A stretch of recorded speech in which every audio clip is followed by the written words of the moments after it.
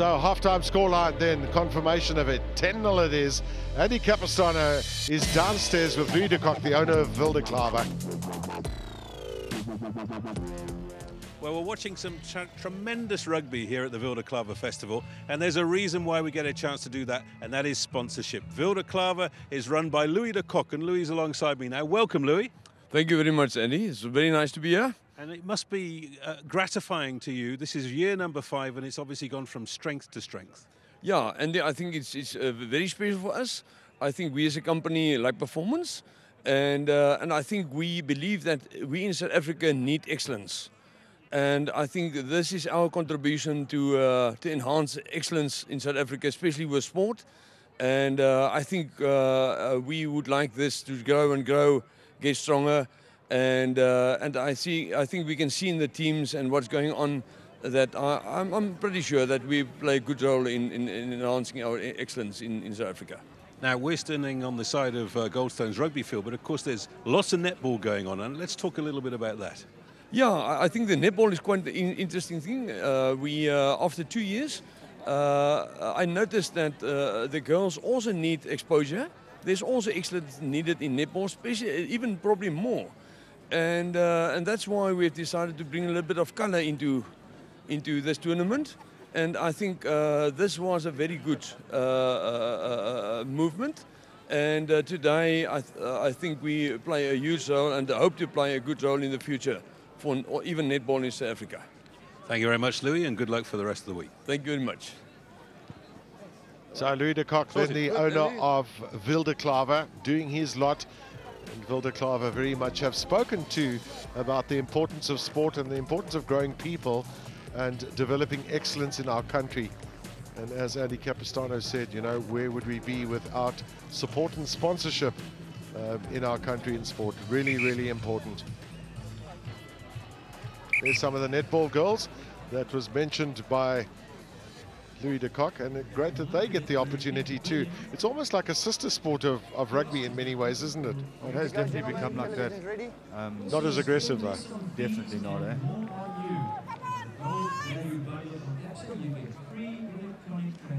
So I think you also have netball players who go out and date rugby players, eh? I think it's the done thing these days. Captain Blue, Captain Green. So a good mix. Now in the second half, Glenwood will be playing into this breeze. And they did dominate the territory and possession in the first half. And I think Paarl Boys High, I'm sure, as Sean Erasmus has done with the Glenwood team too, have given them a bit of a bollocking at halftime. Just got to improve our accuracy rate, stop dropping passes, focus on the ball.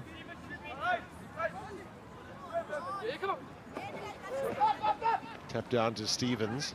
Taken back. Quickly through the hands there of Dante van der Merwe. Look up! What blood, man? Again, it's the big, powerful Charles-Francois du Toit, the number 8.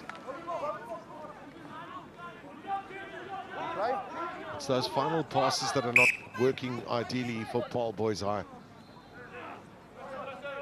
So they'll come back for the knock-on from the number 8. Sorry, Blue knocked it on. Green ball.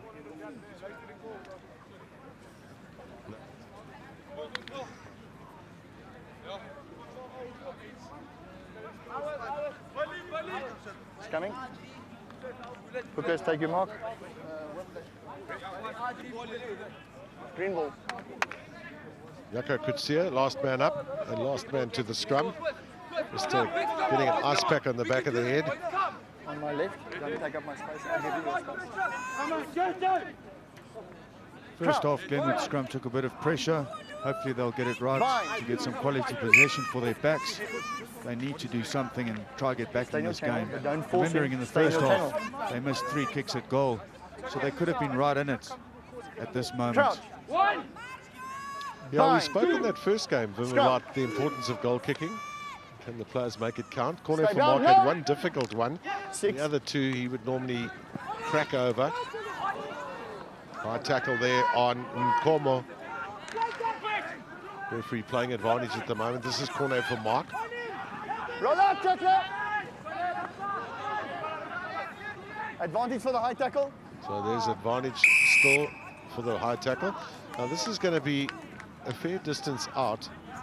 And the key question here is Glenwood, have they got the confidence or stupidity, depending on which way you want to look at it, to kick out to the corner rather than kick at goal and say, let's get 7 points? Well, that's what they're going to try and do. So that's a good positive play by them.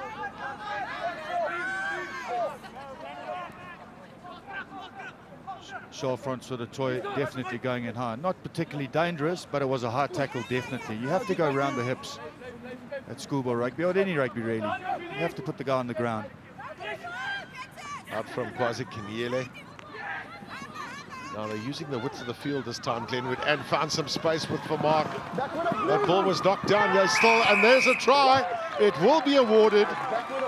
Kululeko Kumai, I think, is the man who will be credited with that try.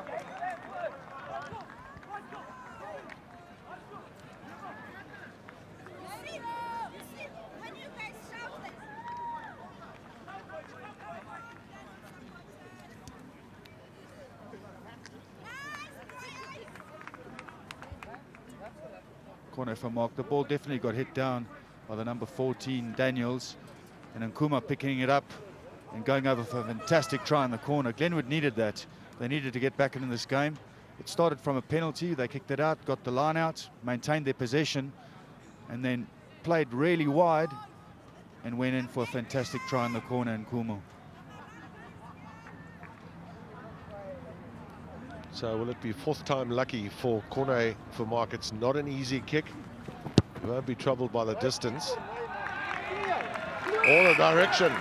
A vital kick for his team. Brings them within 3 points. That was a fantastic kick there by Corne Vermaak. It would have done a lot for his confidence, especially missing those 3 kicks in the first half. Quickly keep this. Deep kick in from Dante Fanamava. Glenwood seem very intent on trying to move the ball wide. If they just haven't managed to do that effectively in this game. Now they come again. One of the things you're doing, if you're running around in your own 22, you have to be accurate.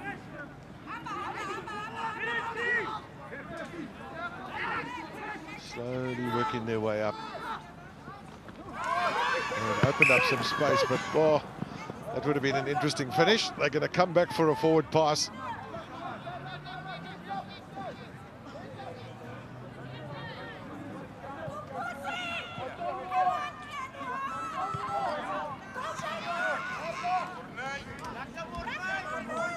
Well, the best man on the field to judge that is the referee. He's the guy in control.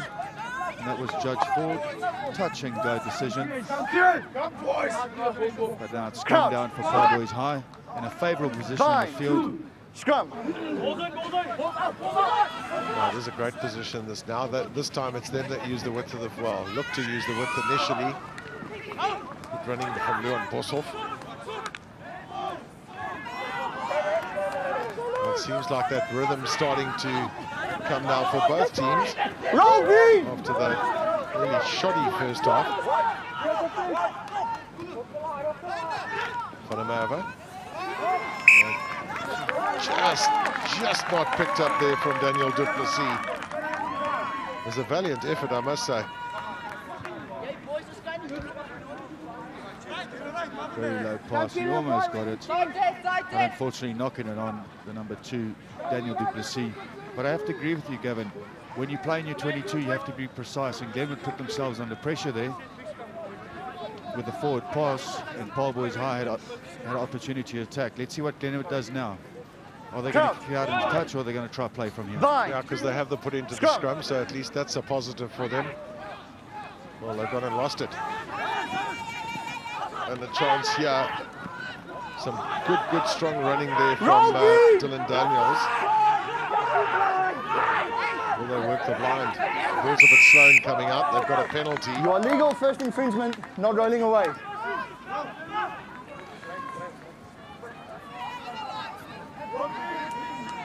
Well, Paarl Boys High are not going to kick a goal. They're saying, let's pursue. We're starting to find our rhythm. Our lineouts are solid. We can drive off it. We've got a good pack of forwards. But they're not, we're going to have to wait a while because one of the players is down injured. Well, it is a great position for Paarl Boys High to launch an attack. It'll be interesting to see whether they set up a driving maul or try to spread it wide off the tops for their backs. It'll also be interesting to see what Glenwood do in this line-out, whether they're going to contest in the air or on the ground. I believe contest in the air. Every ball that you contest in the air, you're putting the opposition under pressure, their jumpers and their hookers. Well, that's a sad situation there for Jaco Coetzee, who's having to leave the field. And he is hopping along, so we wish him well. The rugby season's got a long way to go still. And his team will be needing him now. This is where they're holding on to it and looking to try and drive it up. Here they come. Is that a try? Yes! Rikus Verhoeven has awarded the try. Looks to me like it was Thomas du Toit there. It was. From Paarl Boys High, the big number 1 prop, the loose head prop. Showing awesome strength, awesome leg drive. Well, they backed themselves, didn't they? They said, look, let's take the line out, let's work our way up. We've got the strength. And there's no questions of illegalities around that with Thomas du Toit. No, definitely not. He's done very well, the young lad. Showing some awesome leg drive, strength, and going over for a fantastic try for his school. Just have a feeling that might be a tipping point for Paarl Boys High too. If they get this over, up to 17 points.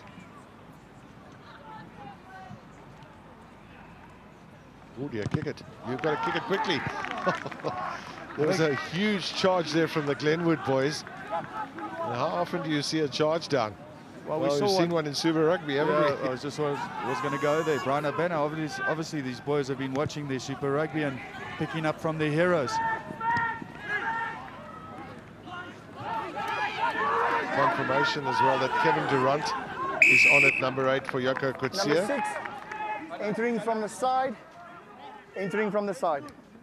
That's Rupert Kay, who the referee says came in from the side of that ruck. Referees are very strict on that. You have to come in through the gate, and the gate essentially is the feet of the last man who's part of that ruck. Kobo, done well. Got past the first 2 tackles. Now they've got opportunities out wide, but that was also maybe not quite the right pass. But still, here they come. Excellent running. This is corner for Mark.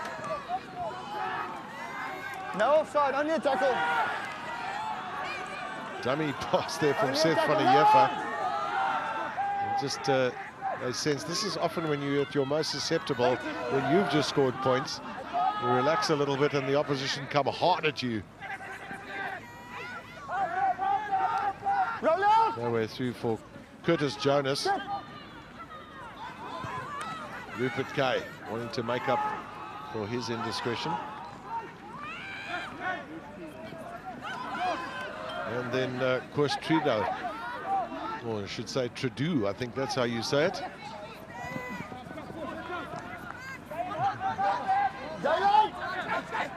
Glenwood piling in to that ruck, and then that's a knock on one fancies. So that's pretty much it.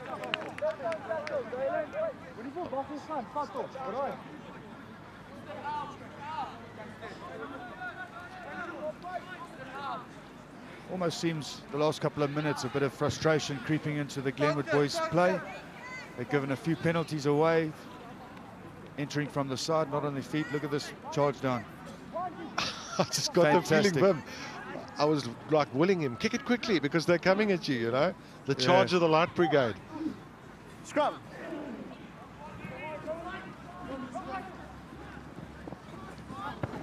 Well, that's really quite messy, that for Paarl. It started well with du Toit with a pickup at the back of the scrum, then just floated into touch. Open up, Green.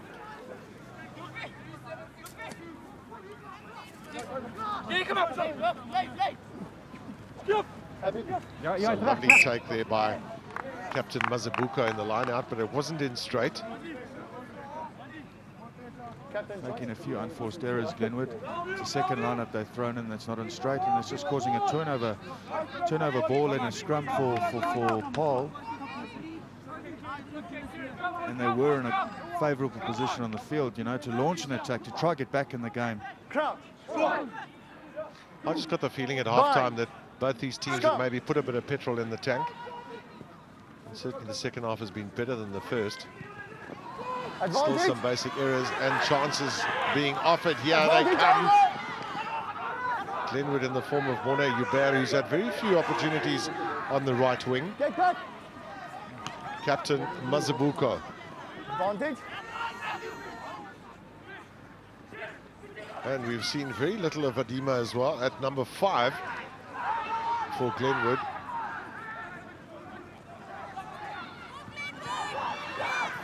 Now strong running here from Seth Faliyefa. Could he? No advantage. Sealing off. No advantage. No. Well, the penalty's going to be a long way from where you were taking it there, Mr. Kanyele. You'll have to come right to the side of the field. So that shows you the time span that the referee played advantage. Question time. Kick it out. Get the line out working. Let's get our 7 points and let's stay in touch. Well, they need to start at the basics. Win the line out with 2 hands. We have a match award to be made here. This is from the side. Look at where the flag is. Open up. Green. Open up. So full line-outs. More. Come closer, blue. Full complement of players in the line-out, should I say. Will Paarl Boys High contest this line-out? Will they be geared towards defensive work? It's very much the latter. Glenwood done well. They've got themselves well positioned, but that maul has collapsed. No, they're still staying on. Here's a chance for them. That is going to be absolute touch and go. Now, bear in mind, we do not have a TMO here, so we're not able to view that and make a decision thereafter. So the decision's been made, and I tell you what, that could be very marginal, this film. There's no problem with him touching the corner post. Did he get that? Let's have a look at this. Oh, it's touch and go. But the referee, as you said, Gavin, there's no TMO, and he's the guy that decides, and he's allowed to try. Well, what's important there is Glenwood went for the banker ball, the front line-out ball. They won it with 2 hands, and that's where it started all from there. Winning that line-out, getting the ball to the back of the maul, controlling it, patience, and going over for a fantastic try in the corner, which the referee awarded. The first 4 spectators here who would like to participate in the kicking competition to come to me here at the stage group presentation area. Just to get within 1 point.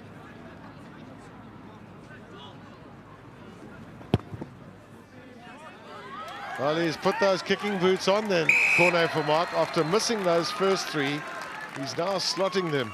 Jeepers, he's man for the occasion, eh? Jeepers, he's really got his radar back. Got 2 fantastic kicks in the first half.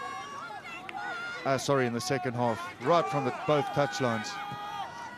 I think that camera angle showed us perfectly that the referee was correct in awarding that try. Well, this has perhaps been the game that's had the most knock-ons of the many games of rugby that have been played here at the Wildeklawer Festival.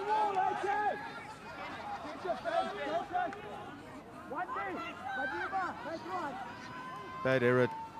They just scored a try, and now they're under immense pressure again with a fantastic scrum for Paarl Boys High.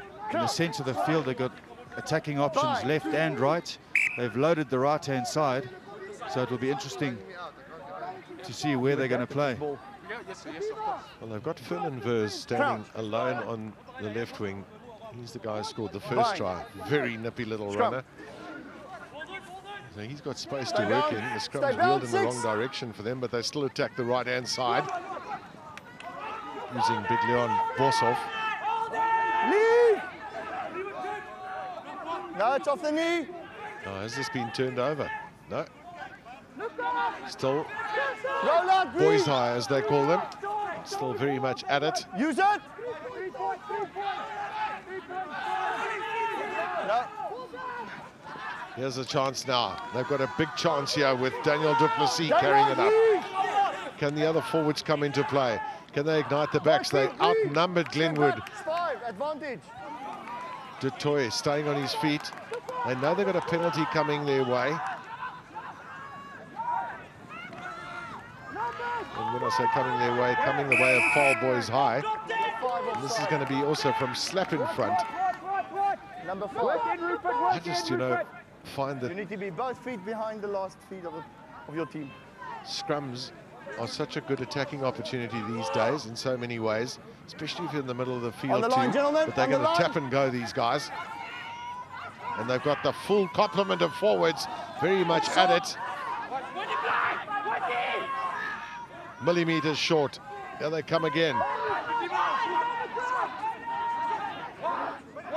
And they decided they wanted to keep it in close.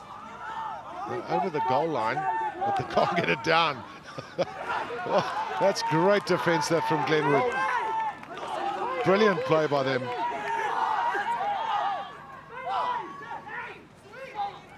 Short. Still short. Lead 7, lead. How many millimeters is that? Everybody over the ball now. Use it. Everybody's sort of close, and all you need is someone to stand out wide. Whoa. Well, they've made a lunge for the line, and they've knocked it on. And Glenwood have got out of jail. Brilliant play by them. You have to take your hats off to Glenwood with the defensive effort there. They held on and held on, and eventually Paarl made a mistake, reaching for the line, knocking the ball on. But once again, Gavin, did they make a mistake? They had a penalty right in front of the Poles. Definite 3 points. It would have put them ahead by 4. I've warned you enough. If there's a space, Yeah, I have to agree with you, Vim. That would have been my call. And I suppose they also have a feeling that, you know, things are starting to go their way. They're getting more ball, it's opportunity. And you get a little bit carried away emotionally sometimes. Yeah, is a chance now for them. Just stick it up against the upright. Held up. Second time. Great defense from Glenwood.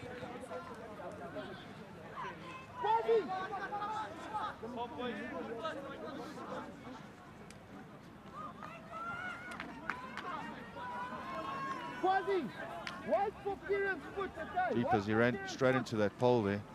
Hopefully he hasn't done himself any damage. Oh, luckily they're padding on it. In the good old days, you might play a match in the country somewhere, and there weren't any, there was no padding. You literally had to dodge it. Definitely, eh? 20's finished. 10 minutes on the dot. But you know what he could have done here as well? When you hit it, just slide down. And I know that's easier said than done. Slide down, even if you're not over the line, as long as the ball is against the post. Dotted down at the bottom of the post, it's a try, yeah. But the opportunity arose from him, from a good scrum from Paarl Boys High, causing a turnover. They want another one now. Blue ball, held up and in goal. Burger Fanika got a little bit of attention there. They'd want another one. Felt pretty much like they had, as you were talking. I've asked you numerous times, you're away from They're not going to get a chance to do it. Is that early engagement? And a few issues with the number 3s today. This time Francois van der Merwe. It was, of course, Trudeau in the first half. He was not scrumming correctly. In other words, having his head and shoulders above his hips when he was making contact. Darren Papier, who's been pretty much a spectator, and I don't mean that in a negative sense, from the fullback position. He hasn't really had much to do for Paarl Boys High in this game. And maybe he wants to come into his own. I always believe that players need to look for work as well, get yourself involved, be up for the play, follow the ball. Donnie Gerber was one of the greatest exponents of that. That's why he scored so many tries too, because he's just always around the ball. It's like a bee buzzing there.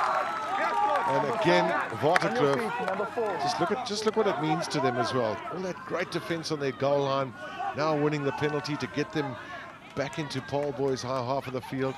They look like they really want a victory, don't they? Well, I was watching the previous game and they walked past me and they looked really focused, but now he's made a bad error not getting touch. Get out, Blue! Stop! That's a good catch. Taken up by Kieran van Vieren.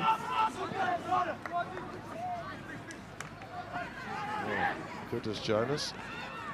And that's the one thing we're talking about, fullbacks. Corner for Mark has been very much part of the play.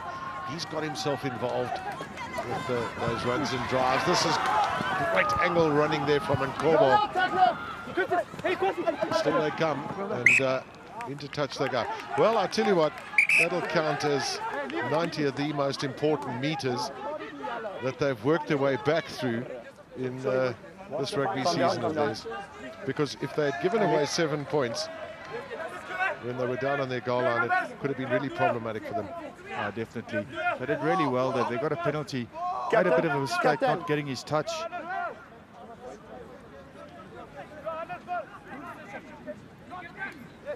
Great offload in the tackle.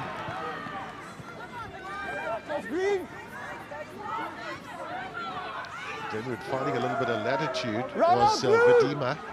That ball was out, no problem with that. We're on the injured player, it's a scrum. The referee, in the interest of safety, has stopped play. That's why the Paarl Boys High players and Thomas du Toit would look a little bit bemused. There's a player down at the moment, and play was happening around where he was. Leaving a gap, making the other player go in between. Looks like he's got a shoulder injury.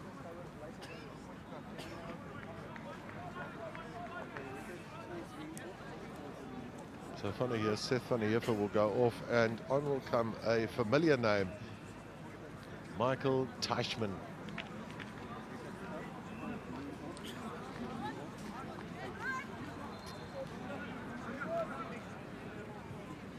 There's Michael Teichmann.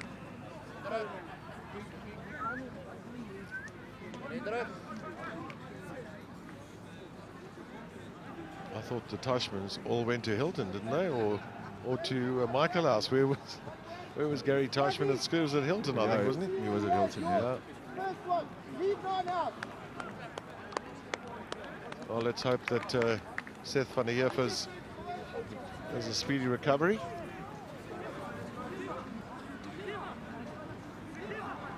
It's never nice to see a youngster going off the field injured, but it's all part and parcel of a hard game of rugby. Glenwood need to put a lot of pressure here on Paarl. Try to get the ball back. Du Toit, we've seen he's been a menace off the back of the scrum for Paarl Boys High. Quite happy to just rumble it up with their forwards in the meanwhile.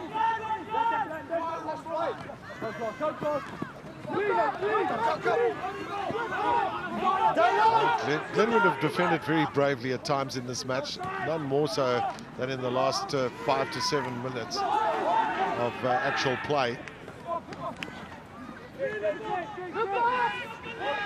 At the moment, Paarl Boys High moving quite laterally.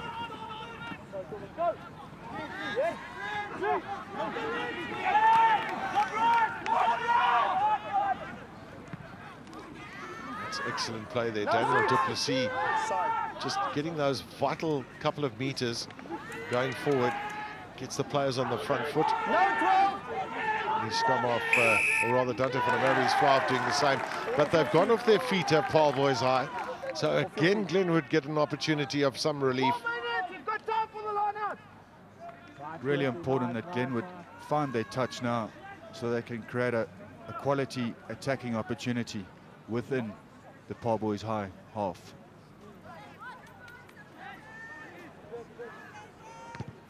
Yeah, we always expected this to be a close game. Just have a look at that. 1 point in it, and just over 3 minutes left of this match.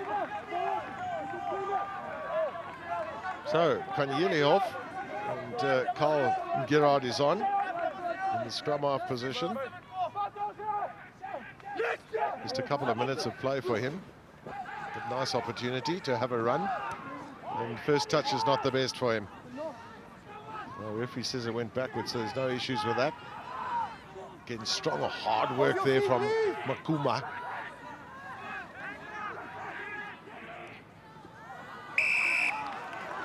Well, you don't want to give away penalties in the last couple of minutes.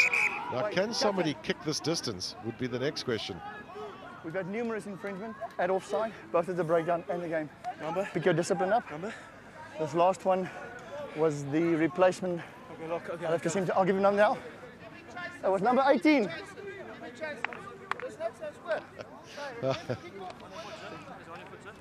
Thank you. Paarl? Who's your father? He's number 18. Now, corner for Mark has decided he's going to kick it goal. And I think this is the right decision. With so little time left, it's maybe the one last opportunity that Glenwood have. Absolutely snatch victory from the jaws of defeat.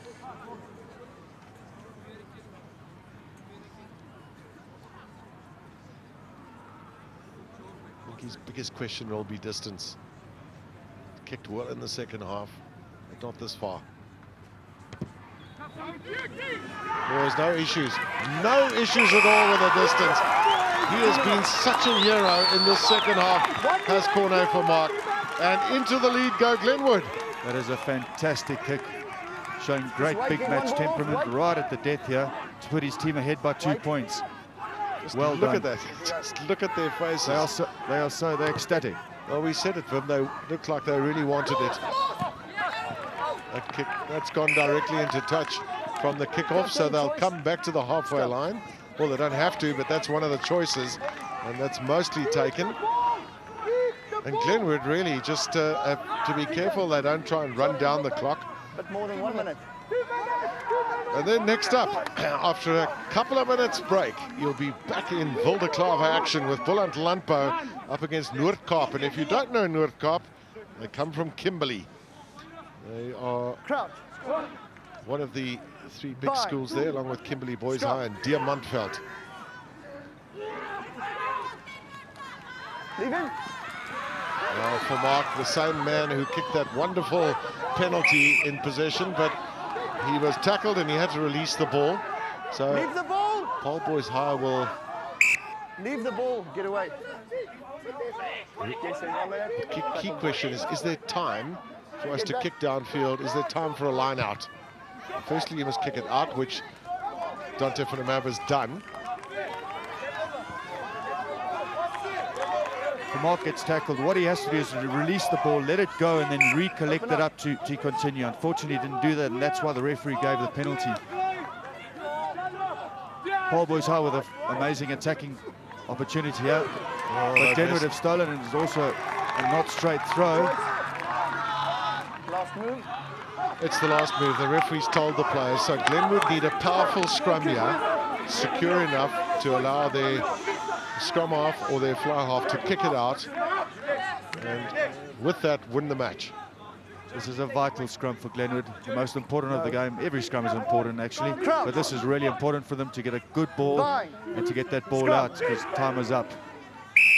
Well, the scrums collapse, and this time the penalty is to Glenwood, so they've literally just got to kick it out, and that's the way it is.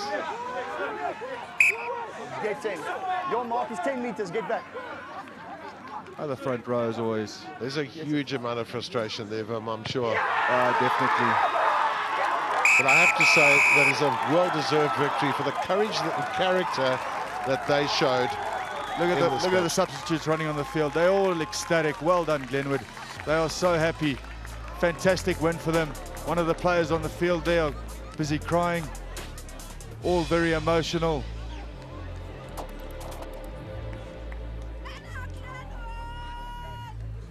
And one has to say, really, that Paarl Boys would have come into this game probably as the favourite, but they ended up losing this game by 17 points to 50.